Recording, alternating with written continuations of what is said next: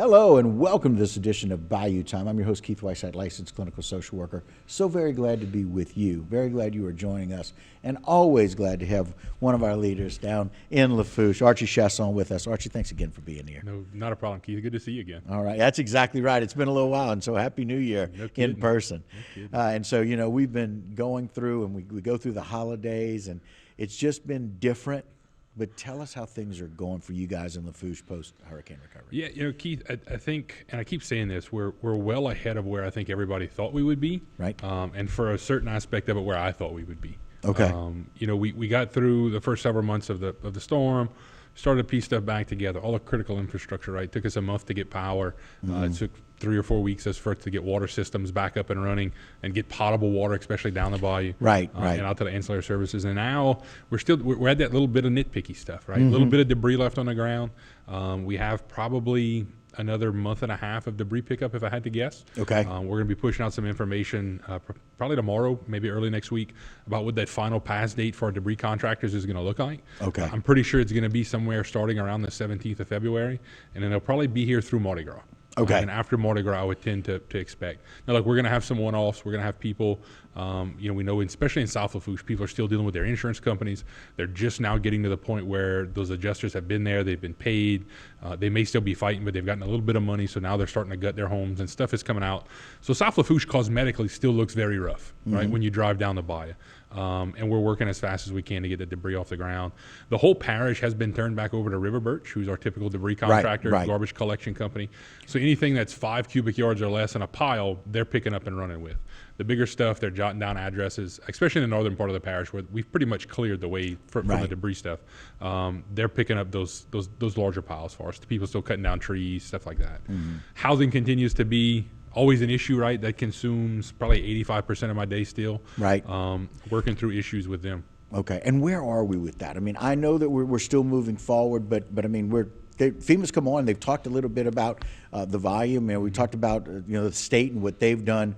Do you feel like we're still making some progress with housing? Yeah, I think we made a huge push in between Thanksgiving and Christmas. Right. We went from having 40 or 50 units on the ground. Between the state's program and FEMA, now we have probably close to 1,200 units on the ground. Wow. They're doing 15, 20 units a day. The slowest part, and this was some discussions we've had with FEMA, and look, FEMA, there was some brass in town from FEMA today. I know Earl Hughes from Terrebonne, Chris Boudreau, who's our OEM director, met with them. Gordy and I we couldn't make it work. Schedules got swapped around on us. Y'all are busy people. That was the hard push today, because the problem we're seeing now is that the haul and install contractors are doing really good, right? We're getting them in there. We've streamlined permitting processes to the bare bones to get these things in there. The issue we're having now is that once that unit is set up, once it's tested, power's hooked up, it has its own little fire suppression system. If it's a FEMA unit, it's getting those people what we call licensed in. They have to go through there and they have to clean the unit. They have to walk them through and show them how to use them, everything. And there's just not enough FEMA staff and not enough contractors on the ground to do a whole bunch of those a day. So we're seeing, while they may be hauling and installing 15 or 20 a day, we're only seeing 8 or 10 licensed in a day. So we have 548 FEMA units as of yesterday on the ground. Only 246 actually have people living in them. So we have 300 units that are in limbo, kind of, sort of, right? So that's been our big push, and that was our conversation with FEMA this morning was, look, if it's more staff, if there's something we can help with, then let's figure out what that conversation needs to be. We have a conference call with FEMA and their housing specialists every Wednesday where we kind of beat them up. We're moving into the sector now. We've taken care of, I think, as many people as we can take care of. Our main push was to get it in their driveways, right? Or in their yards. That way they're close to their house, they're close to their rebuild, they're close to their cleanup. And we're pushing the brink of that, right? Some people, especially in South Lafourche, have small yards, can't fit a unit. So we've begun to work on 4 big parks, big group sites, like what you see happening around Rebecca here in Terrebonne and the truck stop. The first one is being built right now. It's near the old Rouse's in Cutoff. 35 units. Only Lafourche Parish residents. There was a huge rumor about it being out-of-towners. It's only Lafourche Parish residents. And there's supposedly 3 other ones in the works between Lockport and Valentine. Oh, wow. So hopefully, if those 3 take off the way they should be, we should be able to have a spot for everybody who's qualified for housing. We have well over 2,000 people who've qualified for the FEMA program. The state has stopped there taking in new names, but we're well over 1,000 with the state's program. So we're about that 3,000 number that we talked about for months and months that we thought was going to be that planning number. Right. We're right about there. So I think overall we're making some really good progress. Still a lot of people who are living in places that they probably shouldn't, and we work through those. And I tell everybody, if you have an issue, Facebook's a great tool. Send me a message. It may take me a couple days to get it back to you because I don't always check it like I should. But call our emergency operations center and talk to Miss Ann or one of the guys. Right. And we'll track it down. We have 3 people embedded with us from FEMA. That's all they do is track down housing issues. And I do have to say, Miss Amy Corville and the group at Aptum has been very responsive to our issues every time we send them a link up there. So it's going really well. Yeah. And so ever since that first, hey, we need to have a come to Jesus with Aptum about what's happening or not happening, we've really had a great working relationships with them since then. No doubt. Right? And I think that's, I hate to say, but sometimes that's what it comes to. You got to yell and shout a little bit at each other, and then you work through a process and you make it work. Right. And so far, so good. I think, again, on the licensing in portion, if we had more staff, we can get a whole lot of people set up in these houses a lot quicker. It's just their process. Right. And again, in the last 50 seconds of this particular segment, I know what that's like. Fortunately, I've had 2 campers. So when I moved into mine, which I'm still living in, it was easy. We spent probably 30 minutes when most people need 3 or 4 hours of that education because we don't want some bad things to happen in campers. Bad things can still happen and all of those things, especially with the weather that we've been having. And so those kinds of things are kind of important. So, Archie, we appreciate the updates. And I'm always glad that people feel like they can reach out. And so it's always good to be able to have those representatives available. Archie, one of the things that I really appreciate is that you're always got something going on. Like there's, and look, it's not just because of the storm, but there's all of these projects that are happening. So the storm really interrupted some of them, but Lafourche Parish, for being as long as it is, and the volume of people there's always projects that are impacting other people. Yeah, no doubt, Keith. And I told it to somebody at lunch today. I said, you know what? They asked how things were going. I said, we're trying to put a parish back together. And while that consumes 85% of our day, we still have a parish to run, and we have all this other stuff we have to do. Right. And there's always capital projects on the books that councilmen have looked forward to. There's always issues happening. I mean, we have 7 different departments with 300 employees, right? And the biggest part of that is always DPW. Drainage is always a huge issue for us. We've been working really hard on some pump station upgrades, and this was even before Ida. But we're in line this year to get about $9.5 million through capital outlay for the new Butchill pump station. And our shipyard engineering, GIS engineering, is working on that for us right now. And we're going to consolidate those 2 pump stations behind the old golf course in Chaisson into one brand new state-of-the-art pump station. Wow. We'll be able to move more water, do it more efficiently, and do it cheaper than we could. So that's a beautiful project that's on the horizon. The legislature will get through this redistricting session over the next several days, and then they'll go in back in late March, early April. And we've been working with Representative Fontenot, Representative Ogeron, and Senator Alley to make sure that project goes through all the way. On the coastal front, we've been working really hard with Chip Klein and his group up at CPRA. Fresh water is always an issue, right? You hear Lieutenant Governor and CPRA talking a lot about the diversions off of the Mississippi River. Well, that really doesn't affect us to a certain extent. We're going to get some of the benefits off of it, but it's not going to be great.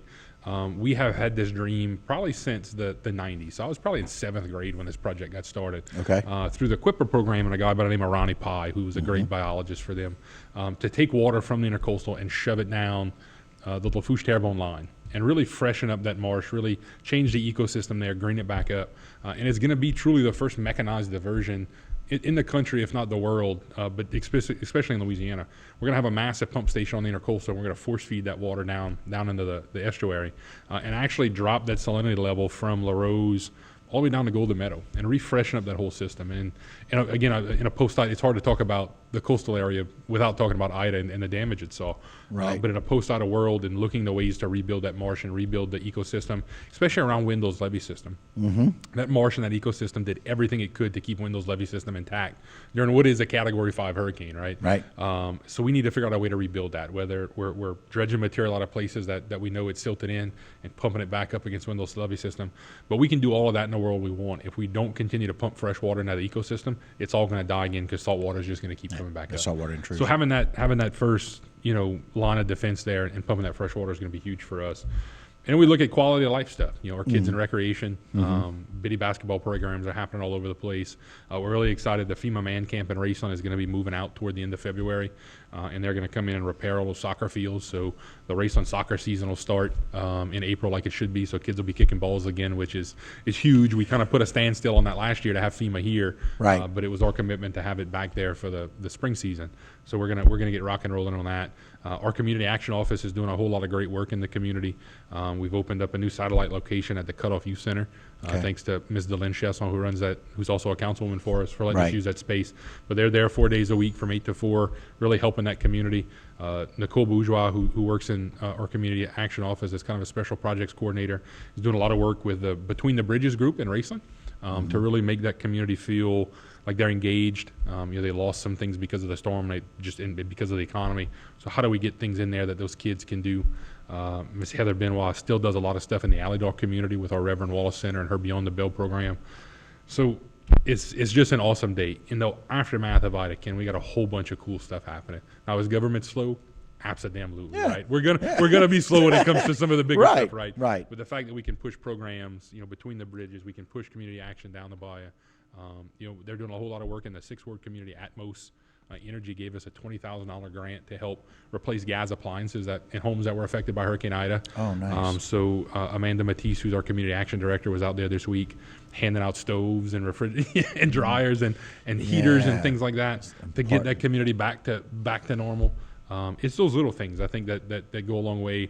While we're still fighting things like street lights with energy to get street lights back up and running, we're still picking up debris. Mardi Gras coming up. We're slated to have a whole bunch of parades across Thibodaux and Central Lafourche. The crew of Shoe Pick down in the 6th Ward, the crew of Gaines in the Gaines community, and then a lot of the down the bayou parades were not rolling this year because of damage to their floats. But there was a group of young individuals from the Galliana Golden Meadow area that created the Crew de Couillon. So they're gonna love it. They're gonna roll Mardi Gras Day from Galliano on through Golden Meadow. So that'll be a fun parade. It'll give down the bayou some semblance of normalcy. We did it for Christmas. Had the small little Golden Meadow Christmas That's parade right, down right. there with Santa and a deal at the park. So a lot of cool things happening, Keith. Well, and the really interesting thing is we talk about post-Ida and still during COVID, it's nice to be able to get FEMA out of some of the places where they are and get soccer back to where it needs to be. And again, just so our kids and our families can feel like we're engaged again, because we've been disengaged. Yep. And so some really exciting things coming up. Summer which is programs really coming cool. up. We've had a lot of parents reach out about getting light poles straight up at the ball field so kids can play ball. Right. Or livestock group or 4-Hers had their first big show, their Parish show. We had to do an assumption because the livestock born and racing got damaged, but we met with Miss Teddy Falls this week and getting a plan to have it back up and running, or some semblance of it up and running for their big show in November of this year. So we're trying to get our kids back engaged, whether it's sports, whether you're into cows and goats and pigs, or whether you want to go kick a soccer ball. So it's gonna be a fun few weeks. Yeah, some great updates. Thanks for all the updates about what's happening with Ida, what's happening in the parish, and what we can look forward to. Always appreciate your time, Archie. God bless you, Keith. All righty. That is Archie Chaisson, Lafourche Parish President. Very glad for him and his leadership. And that will do it for this segment. Don't go anywhere. A lot more Bayou Time when we continue.